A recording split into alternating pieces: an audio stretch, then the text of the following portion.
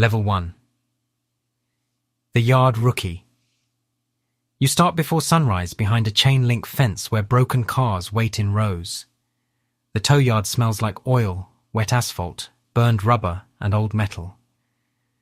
A sedan with a crushed front end sits under a flickering light. A pickup with no wheels rests on blocks. Somewhere nearby a diesel engine coughs awake, and the yellow lights on a tow truck begin to spin against the dark. You are not trusted with the road yet. Not the winch. Not the wheel.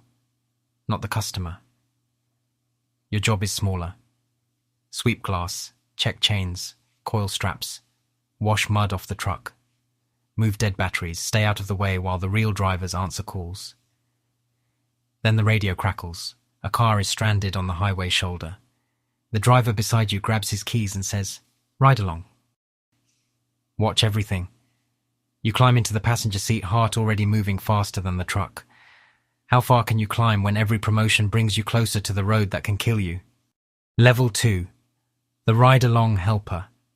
Your first night on the road teaches you that a tow truck does not feel like a normal truck. It feels like a warning. The cab is dark except for the dashboard lights and the amber glow flashing across the windshield. The radio hisses between calls. Chains rattle somewhere behind you every time the truck turns. The older driver keeps one hand on the wheel and the other near the radio, watching mirrors more than the road ahead. He does not talk much. When he does, you listen. "Never trust traffic," he says. "Not even when it looks slow." The call takes you to the shoulder of a highway where a stalled sedan sits with its hazard lights blinking weakly. The woman inside grips the steering wheel with both hands, eyes wide, while cars rush past only a few feet away. The moment you step out, the wind hits you. Not normal wind, traffic wind. Every passing truck pushes air against your chest and shakes your reflective vest. Your boots stand on rough asphalt. Your ears fill with engine noise. The older driver moves fast, placing cones, checking the angle, telling you where to stand and where never to stand. You want to help, but mostly you are trying not to freeze in the wrong place. He shows you how to approach the stranded car, how to speak calmly to a frightened driver, how to keep your body turned toward traffic even while your hands are working. You hold the flashlight. You carry the straps. You watch the hook go under the frame. The car is loaded in minutes, but your pulse stays high long after you climb back into the cab. This is when you realize the job is not just towing cars. It is stepping into the worst moment of someone else's night and making sure it does not become worse. Level 3, the hookup tech. You move up when the driver finally stops telling you to just hold the flashlight. Now he tells you to hook the car. The first time he says it, your hands feel too large and too clumsy inside your gloves. You stand beside a disabled SUV in a grocery store parking lot after midnight. The asphalt is wet from earlier rain. The customer stands near the entrance under fluorescent lights, arms crossed, watching every move you make like you are either saving his night or ruining it. You kneel beside the vehicle and reach under the frame. Cold water soaks one knee of your pants. The smell of oil and wet rubber rises from the ground. Behind you, the tow truck idles, amber lights turning across the pavement. Your job is to find the right point. Not the bumper. Not the plastic trim. Not something that looks strong but is not. The right point. You slide the hook into place, check the angle, attach the safety chain, then look back at the driver. He does not smile, he only nods once. Now slow on the winch. The cable tightens. The SUV shifts. For 1 second, every sound seems sharper. The motor pulling, the chain settling, the customer breathing behind you, rain dripping from the wheel, well. You watch the hook like your whole future is hanging from it. Because in a way it is. One wrong connection can tear metal, damage the customer's car, snap a cable, or turn a simple tow into another accident. When the SUV finally rolls into place, you exhale without realizing you are holding your breath. If one wrong hook can turn a rescue into another accident, how much trust can you put in your own hands? But soon you will not just hook the vehicle. You will drive the truck alone. Level 4. The light-duty driver. The first time you drive alone, the cab feels too quiet. No older driver beside you. No voice correcting your angle. No one telling you where to stand, where to hook, when to stop, when to breathe. Just you, the wheel, the radio and the amber lights reflecting off the hood. Your first call is a dead battery outside a small apartment complex. Simple, dispatch says. Easy money, dispatch says, but when you arrive, the customer is already angry. He's late for work, standing beside his car in wrinkled clothes, phone in hand, asking why it took so long. You want to tell him the last call ran over. You want to tell him traffic was bad. You want to tell him you are doing your best. And instead you say, "I'll take a look." That becomes the first lesson of driving alone. People do not call you when they are calm. They call when they are stuck, embarrassed, scared, late, broke, or furious. And when you arrive, you become the face of everything going wrong. You jump the battery, you unlock doors, you tow sedans from apartment lots, SUVs from shopping centres, and cars from curbs where parking signs were ignored. You deal with police officers who want the lane cleared, property managers who want vehicles gone, and customers who swear the price was different on the phone. The truck gives you authority, but the road gives you no respect. Every job asks for something different. A better angle, a calmer voice, a tighter hook, a faster decision. You learn to smile when people blame you for problems you did not create. And when you pull away from each completed call, the radio is already waiting with another one. You are finally a real driver. But the easier roads are almost over. Level 5, the highway recovery driver. The first time you work a highway recovery alone, the road feels alive. Not busy, alive. It moves around you in waves of headlights, engine noise, and wind. Cars do not pass you. They rush past you. Trucks shake the shoulder as they roar by. Every few seconds, your reflective vest flashes bright, then dark, then bright again under the tow truck's amber lights. The disabled car is half on the shoulder, half too close to the lane. The driver stands behind the guardrail, scared and silent. Police have not arrived yet. That means for the next few minutes, the scene belongs to you. You park the truck at an angle, giving yourself a shield. You turn on every light. You place cones with one eye on the traffic behind you. Your boots crunch on gravel. Your gloves feel slick with cold sweat. Every sound competes for your attention. The winch motor, the hazard lights clicking, the blast of passing engines, the customer asking if it is safe to stand there. You almost laugh. Safe is not the word. You move fast because speed matters here, but you cannot rush. A bad hook takes longer to fix. A missed safety chain can cost more than time. A careless step backward can put your body where a distracted driver is looking at a phone instead of the road. You crouch low, attach the equipment, and feel the air punch your back as an 18-wheeler passes too close. For half a second, your whole body goes still. Then you keep working. Because the car has to move. Because the lane has to clear. Because fear does not load the vehicle for you. What does courage mean when traffic is moving inches from your back? Level 6. The Accident Recovery Specialist. You become an accident recovery specialist the night you stop thinking of wrecks as cars. They are not cars anymore. They are aftermath. The call comes after midnight. 2 vehicles, intersection collision, police already on scene. When you arrive, red and blue lights wash over the wet pavement. The air smells like antifreeze, burned rubber, and hot metal. Broken glass sparkles under your boots like ice. One car sits sideways near the curb with its front crushed inward. The other rests against a light pole, airbags hanging loose inside like deflated lungs. A firefighter sweeps debris away from the lane. A police officer points you toward the first vehicle and says, "We need this cleared fast." Fast, that word means something different here. You still need to move quickly, but nothing can be careless. A wheel may be locked, a frame may be bent, fluids may be leaking. The car may not roll straight. The owner may be standing nearby, watching in silence as the machine that carried their life yesterday becomes twisted metal tonight. You put on gloves, step around the glass, and study the angles. This is no longer a simple hookup.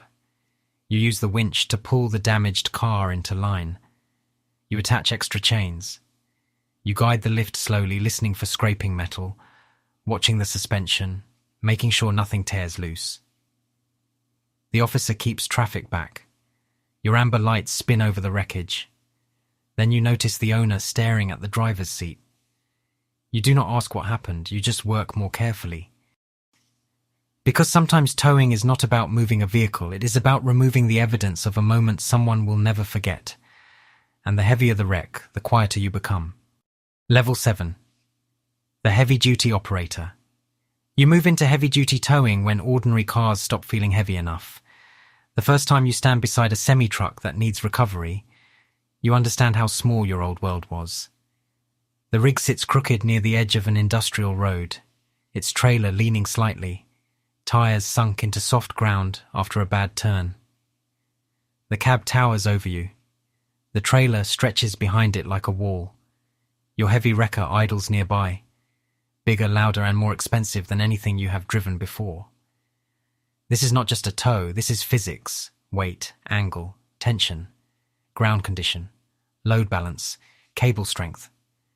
Every detail matters before the first pull even begins. You walk the scene slowly, boots pressing into wet dirt, radio clipped to your vest, amber lights flashing across steel and mud. The truck driver watches you with nervous eyes.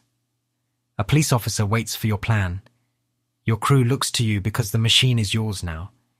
You attach thick cables, inspect the anchor points, and check the winch line twice. Then a third time.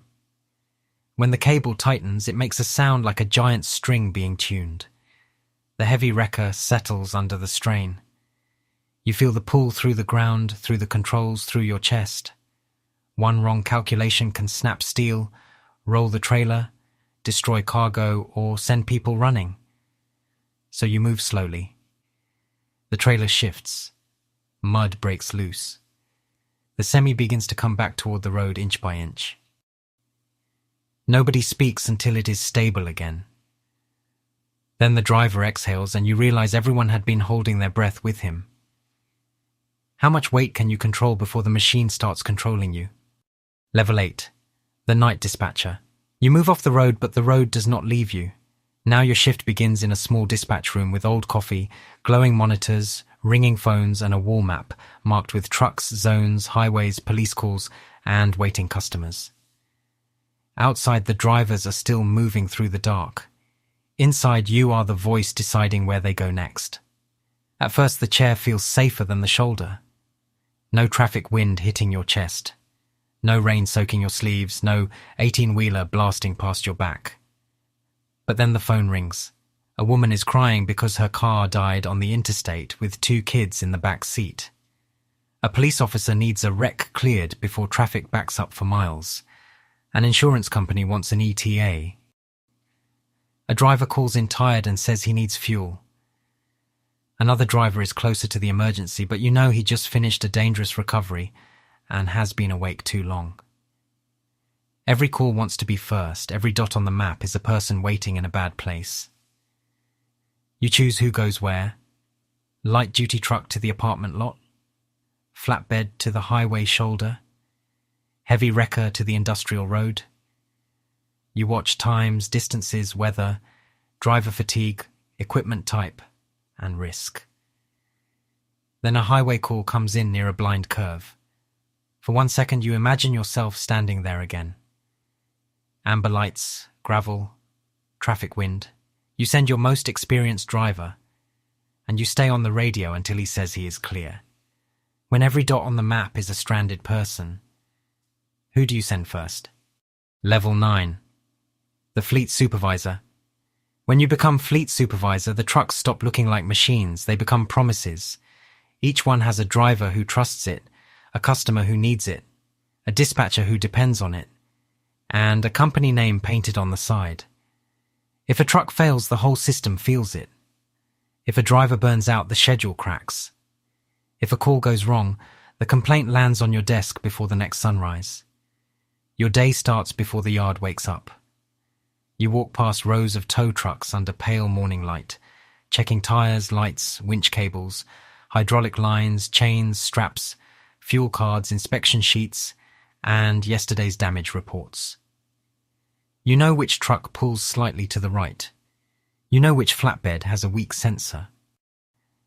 You know which driver jokes too much when he is exhausted. You're not just managing equipment.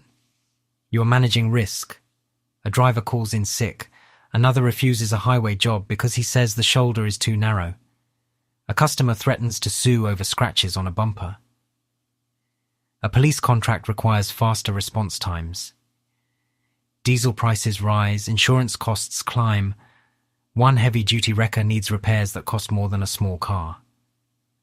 Everyone wants a solution. Drivers want safer conditions. Customers want cheaper service. Dispatch wants trucks available. The owner wants profit. The road wants none of your plans. Then an incident report appears on your desk. Near miss, late night. Passing truck came too close, no injury. You read the words twice. No injury should feel like relief, but it feels like warning. What does leadership cost when your people work beside traffic in the dark? And above you there is only one rank left. The one where every truck, every call, and every risk carries your name. Level 10. The tow company owner. At the top, the yard belongs to you. The fence, the office, the trucks, the contracts, the insurance bills, the repair invoices, the angry voicemails, the police rotation calls, the drivers sleeping badly between night shifts. All of it has your name attached to it now.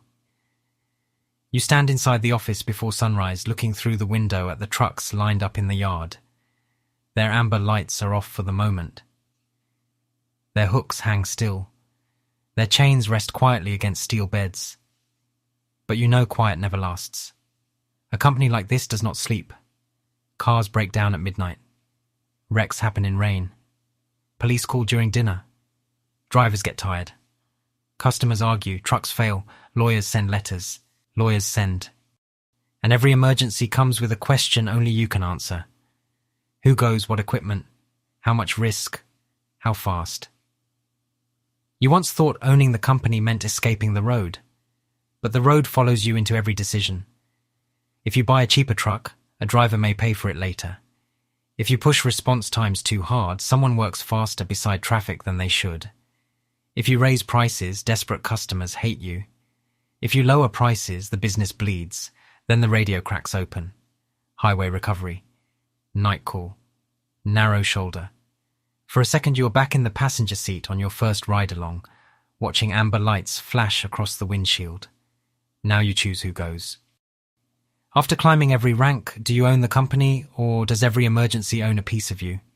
You begin behind the fence, a yard rookie sweeping glass, coiling straps, washing trucks, and watching the real drivers leave for calls you are not ready to answer.